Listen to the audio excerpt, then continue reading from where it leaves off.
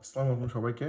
আজকের আমরা একটু আগে উর্বির জানাজা দিয়ে আসলাম এবং ওর বডি কালকের রাতে মিডনাইটে মালয়েশিয়ান এয়ারলাইন্সে ইনশাল্লাহ ঢাকাতে পৌঁছাবে যাবে। তো আমি একটা ইম্পর্ট্যান্ট ইনফরমেশন দেওয়ার জন্য আজকের আসা এখানে। আমরা জানি যে ইন্টারন্যাশনাল স্টুডেন্টরা রিসেন্ট ইয়ারে অনেক স্টুডেন্টরা মারা যাচ্ছে বিভিন্ন কারণে হতে পারে, রোড অ্যাক্সিডেন্ট বিভিন্ন কারণে। তো যখন ওদের বডি বাংলাদেশে পাঠাতে হয়, প্যারেন্টস চায় বাংলাদেশের বডি নেওয়ার জন্য, তখন সেক্ষেত্রে অনেকটা ফাইন্যান্সিয়াল বার্ডেন ক্রিয়েট হয়। তো এই বার্ডেনটা থেকে বাঁচার একটা উপায় আছে, সেটা হলো যে প্রতিটা স্টুডেন্ট যখন অস্ট্রেলিয়াতে আসে প্রতিটা স্টুডেন্টের মেডিকেল ইন্স্যুরেন্স থাকে। তো মেডিকেল ইন্স্যুরেন্স একটা অপশন থাকে বলে রিপেট্রিশন কাভার।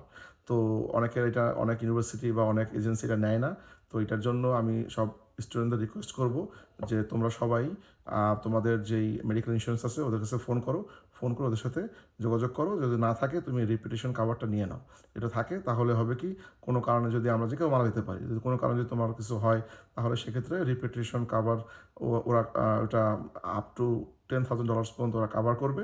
এবং নিশ্চয়ই আমরা কেউ চাবো না যে আমি মারা যাওয়ার পরে সবাই ক্রাউড ফান্ডিং করে আমার বডি দেশে পাঠাক বা আমার জানাজা দিক বা আমার দাফন কাফন করুক। তো সবাইকে খুবই আবার রিকোয়েস্ট করবো, স্টুডেন্টরা তোমরা সবাই তোমাদের মেডিকেল হেলথ ইন্স্যুরেন্সে ফোন করে রিপিটেশন কাভারটা নিয়ে নাও। যদি না থাকে এর জন্য হয়তো বছরে $100 ব্যয় হবে, but it's very important. Thank you so much.